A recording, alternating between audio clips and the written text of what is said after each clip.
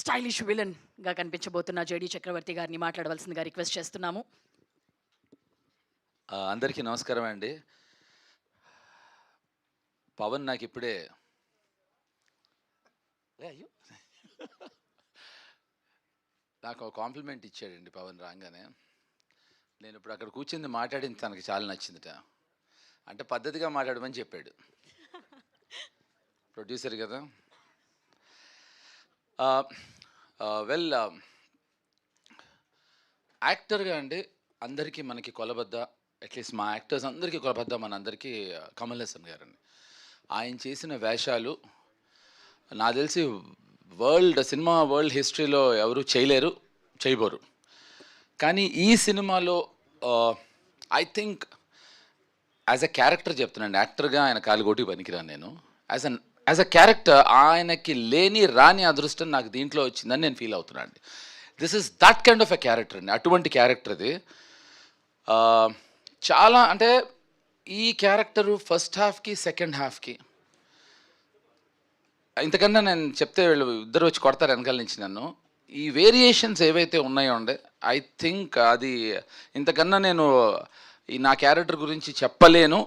కమల్ గారు కూడా చేయలేని లాంటి గొప్ప క్యారెక్టర్ ఇది. అంటే ఆయన యాక్టింగ్ పరంగా కాదు, క్యారెక్టర్ పరంగా ఆయన ఎప్పుడూ కూడా చేసి ఉండరు. అటువంటి గొప్ప క్యారెక్టర్ ఇది. సెకండ్, నాకు ఎప్పుడు నా కెరియర్లో చాలామంది యాక్టర్స్కి హిట్స్ ఉంటాయి, ఫ్లాప్స్ ఉంటాయి, ఫైన్. కానీ కొన్ని మైల్ స్టోన్ ఫిల్మ్స్ ఉంటాయి, లైక్ మనీ, అనగనగా ఒక రోజు. అలాంటి సినిమా మళ్ళీ వస్తే బాగుండు అని ఒక ఫీలింగ్. ఐ థింక్ ఎర్ర డ్రెస్ వేసుకునే జ్యోతి మీద తొట్టు after such a long time. చంపేద్దాం అనుకున్నారా? లేదు, ఇంకా ఎక్కువ మాట్లాడతాను దాని గురించి. నువ్వు ఆగి జ్యోతి, నీకు నా సంగతి తెలీదు. వచ్చేటప్పుడు చిన్న గ్లిమ్స్ ఇచ్చారు. ఓకే, సో ఏంటంటే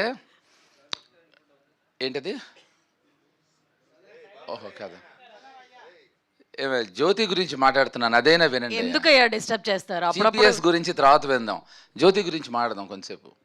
సో నాకు మనీ, అనగనగో రోజు like kind of a film మళ్ళీ వస్తే అలాంటి మైల్ స్టోన్ ఫిల్మ్ అని ప్రతి యాక్టర్కి ఉంటుంది కదా. అలాంటి సినిమా అంటే ఆ సినిమానే కాదు, అలాంటి సినిమా నాకు తెలిసి నా కెరియర్లో గాయపడ్డ సింహం is that one film which I think I'm very lucky. నాకు మళ్ళీ ఒక మనీ, అనగనగో రోజు ఎలా అయితే ట్రెండ్ సెట్టింగ్ ఫిల్మ్సో, I'm very sure this is that.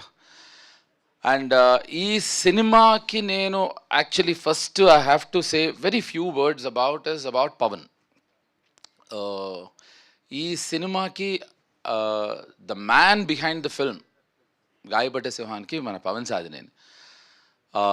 అతను ఈ సినిమాని కథ నచ్చి, కశ్యప్ నచ్చి, ఇప్పుడు మామూలుగా ఎవరైనా డైరెక్టరు తన అసిస్టెంట్స్నో, తనకు తెలిసిన వాళ్ళనో, తనకు కావాల్సిన వాళ్ళనో డైరెక్టర్స్ చేసుకోవటానికి అర్థం ఉంది. వీళ్ళిద్దరూ they just new each other. Kashyap talent నమ్మి పవను ఇది భుజాల మీద వేసుకుని మొదలెట్టాడు.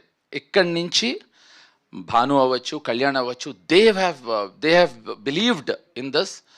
దీన్ని ఇక్కడి నుంచి ఇప్పుడు కొలబద్ద అనేది దిల్ రాజు, అఫ్కోర్స్ జీ వాళ్ళు కూడా అసోసియేట్ అయ్యారు.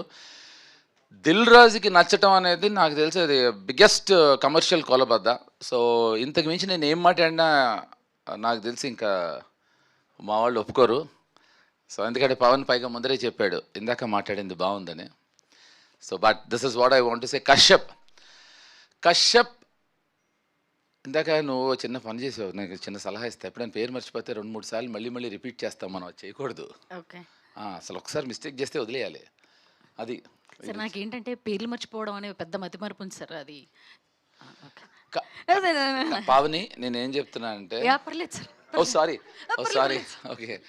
సో కశ్యప్కి అందరూ అంటూ ఉంటాం కదా, మామూలుగా మన తరుణ్ అవ్వచ్చు, పవన్ అవ్వచ్చు, ఎవరైనా భాను కానీ కళ్యాణ్ గారు ఎవరైనా చెప్పినప్పుడు ఒక పెక్యూలియర్ కైండ్ ఆఫ్ టైమింగ్ ఉందని. అది మీకు అసలు ఐడియా లేదండి.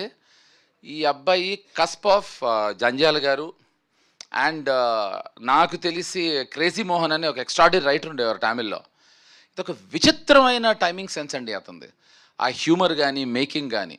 So I think he is going to come with something very innovative and interesting అండి. ఇది ఒక 100% this will be definitely a new kind of comedy అండి. అంటే హ్యూమరు బాడీతో చేసే కామెడీ కాకుండా సెన్స్ ఆఫ్ హ్యూమరు, టైమింగు, దాంతో చేసే ఒక అద్భుతమైన టైమింగ్ ఉన్నవాడు. ఇది ప్యూర్లీ డైరెక్టర్స్ ఫిల్మ్ అండి, 100% డైరెక్టర్స్ ఫిల్మ్.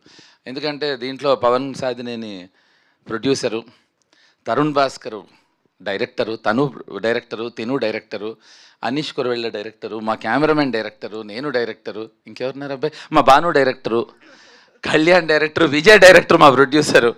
సో ఇది డైరెక్టర్స్ ఫిల్మ్ అండి. ఇంతమంది ఉన్నా మమ్మల్ని అందరినీ నోరు మోయించి తనకు కావాల్సినట్టే చేయిస్తాడు, చేయించుకుంటాడు. So I think this is what I want to say and nothing more than that. But last but not the least, Pavan, I really think it is your thought process of taking it forward. తన నమ్మకం అండి కేవలం.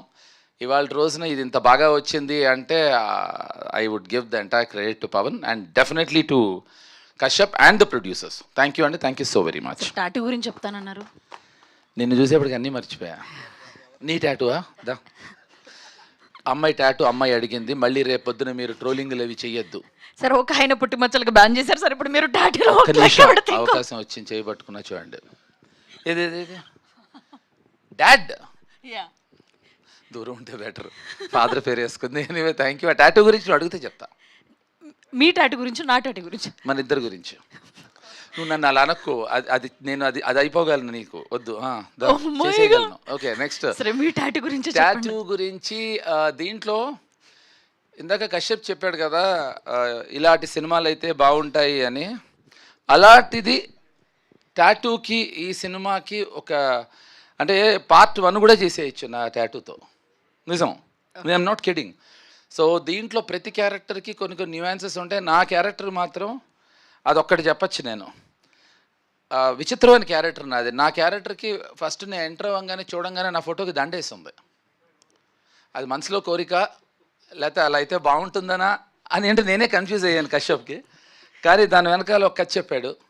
So I think అది నా టాటూకి, నా ఫోటోకి, దండకి ఉండే relationship. Okay sir, thank you so very much. చాలా అద్భుతంగా ఉంది మీ గ్లిమ్స్. ఏంటి ఇంతే మాట్లాడమని చెప్పాడు పవన్ నన్ను. లేదు సార్, ఇవాళ మీది కదా గ్లిమ్స్, అంతే మాట్లాడమన్నాడు. మీకోసమే ఇవాళ. నాకు అక్కడ కూర్చొని వార్నింగ్ ఇస్తున్నాడు. ఓకే, ఏం చెప్పను.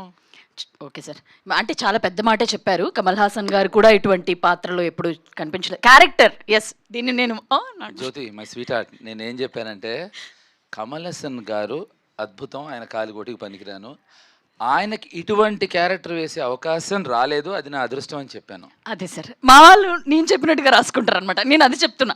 అప్పుడు మీ వాళ్ళు ఏం చెప్తారు? ఇప్పుడు బాగానే కవర్ చేశాను కదా సార్, అప్పుడుతో పోలిస్తే. మీరు రాసుకోండి, ఈ అమ్మాయి రాసుకుంది నాతో ఎక్కువ కాలం అంటే అదే అయిపోతా నేను. ఈరోజు ఈవెంట్ అంతా వదిలేసి ఇది ఒక్కటే రాసుకుంటారు.